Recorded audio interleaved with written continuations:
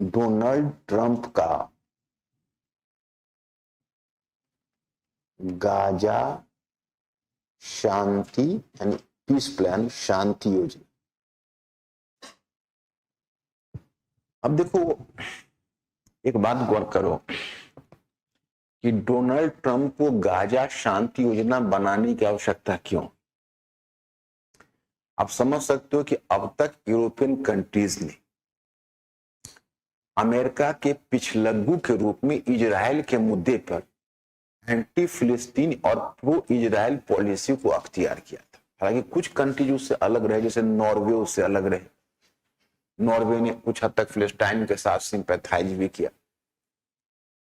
इस तरह से मैंने आपको बताया था कि कम से कम 3 कंट्री, जैसे स्पेन एक था, उस तरह से 3 कंट्री ऐसे थे जो कंट्री कम से कम उसकी पॉलिसी से अलग रहा था। अन्यथा जो ब्रिटेन, फ्रांस, जर्मनी जैसे कंट्रीज हैं, तो जर्मनी तो चूंकि इजराइल के मामले में उसकी मजबूरी आज तक बनी हुई है कि जो एंटी ज्यूनिस्ट जो हिटलर की पॉलिसी थी, उसी से अपराध बोध में वो इतना ग्रस्त है कि जर्मनी कहीं भी इजराइल विरोधी कदम नहीं उठाता। लेकिन जो ब्रिटेन और फ्रांस है, उसने भी फिलिस्तीन के मुद्दे पर इजराइल को ही समर्थन किया था। और जब भी इजराइल और फिलिस्तीन 2 स्टेट की वोटिंग की बात होती, तो यूरोपियन देशों की वोटिंग इजराइल के पक्ष में जाती। पहली बार जब ब्रिटेन और फ्रांस तथा कनाडा जैसे देशों,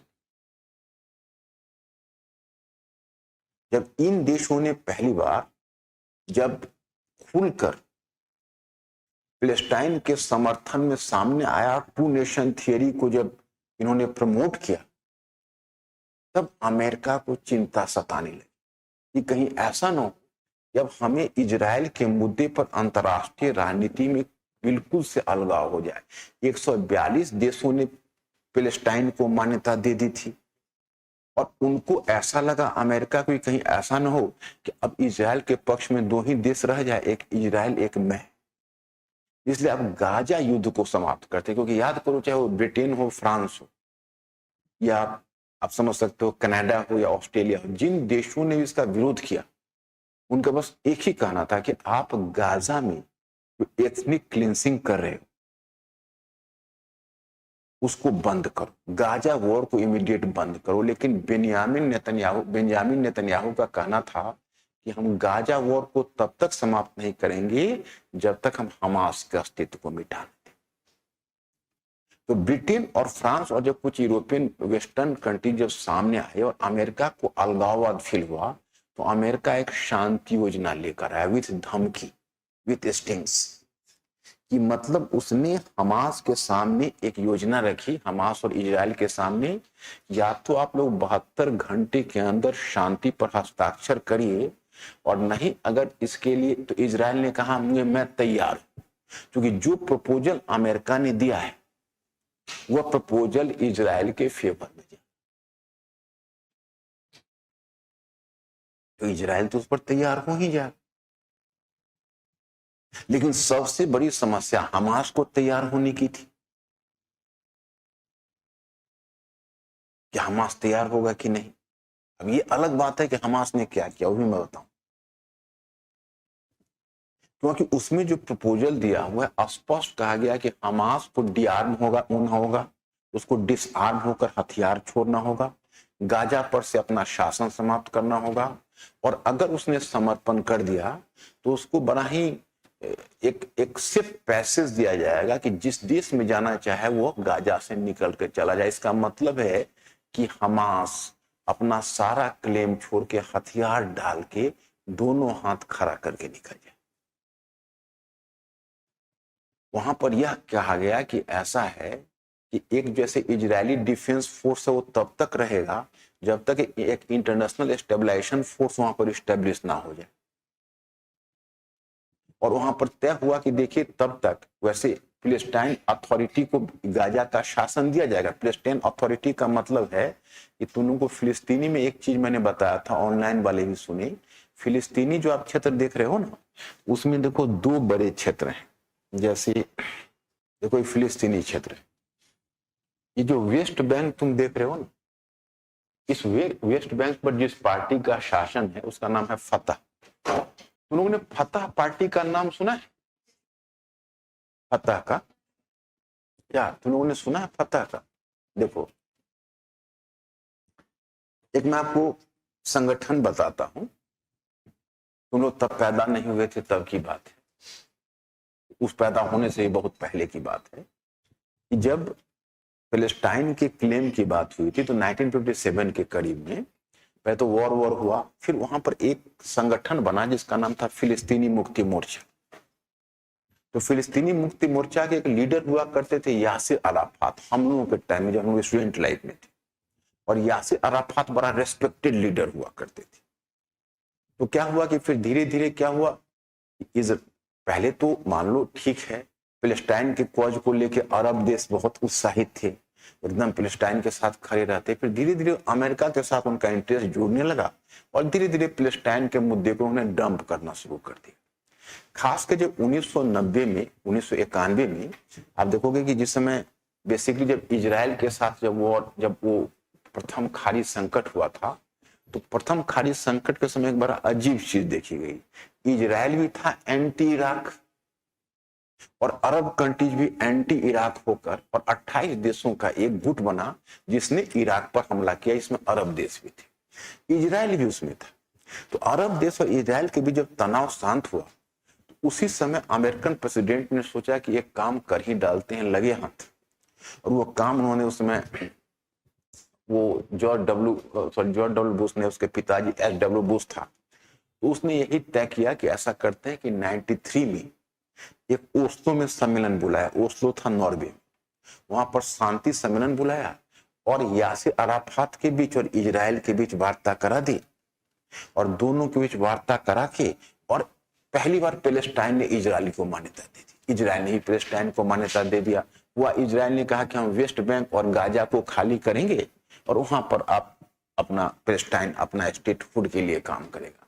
हालांकि जो बेगिन जिसने ये संधि की थी, बाद में वो बचा नहीं, उसको हत्या कर दी गई, क्योंकि उसको इजरायली कोई यहूदी हार्डलाइनर नहीं उसकी हत्या कर दी। और यासिर अराफात ने मान्यता दी तो फिर उनका भी इंपॉर्टेंस धीरे धीरे कम हो गया और इधर इजराइल ने भी उसको इम्प्लीमेंटेशन बहुत ज्यादा नहीं किया। अंत में 2005 में इजराइल ने इस क्षेत्र को खाली किया और 2006 में जो चुनाव हुआ उसमें दांव बड़ा उल्टा पड़ गया। 2006 के चुनाव में जो हमास मिलिशिया था, वो हमास मिलिशिया यहाँ चुनकर सरकार बना, वही हमास अब तक टेररिस्ट ऑर्गेनाइजेशन थे। मतलब उसी तरह की बात है जैसे पाकिस्तान में लश्कर-ए-तैयबा की सरकार।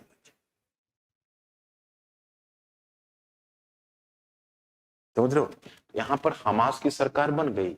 उधर क्या हुआ कि यासिर अराफात का जब डेथ हुआ, एग्जैक्टली कब डेथ हुआ मुझे याद नहीं है, इनका उत्तराधिकारी बना महमूद अब्बास। जो महमूद अब्बास अभी अब उसकी भी उम्र 88-90 वर्ष के करीब है, वो भी जल्दी मरने वाले।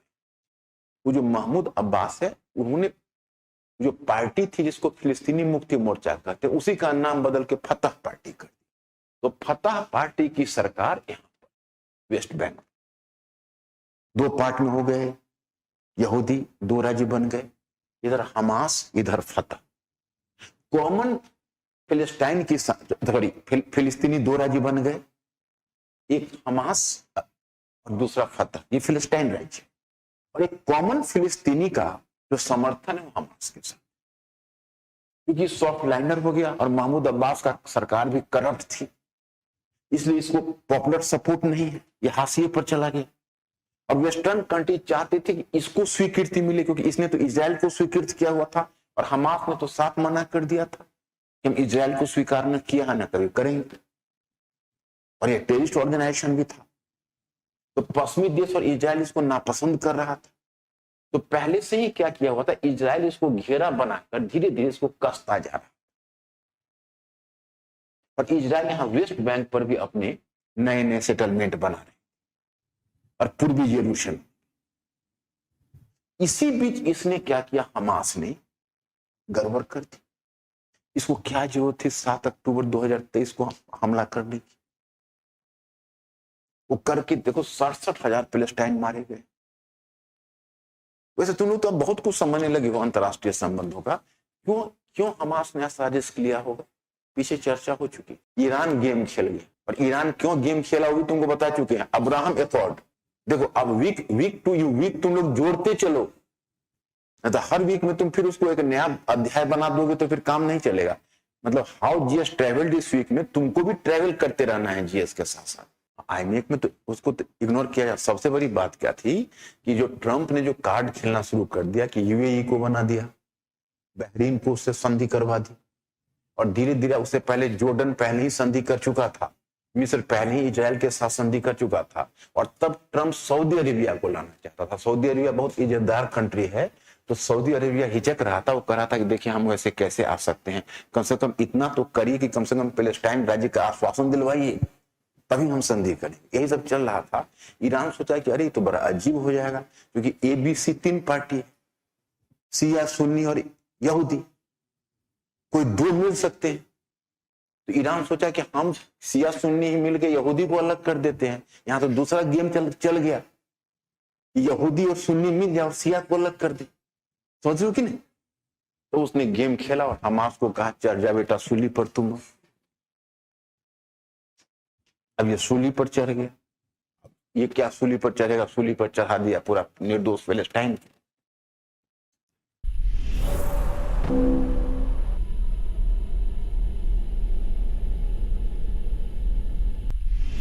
डियर स्टूडेंट्स, हमारे चैनल को लाइक, शेयर, सब्सक्राइब करें और अपनी तैयारी को और बेहतर बनाएं।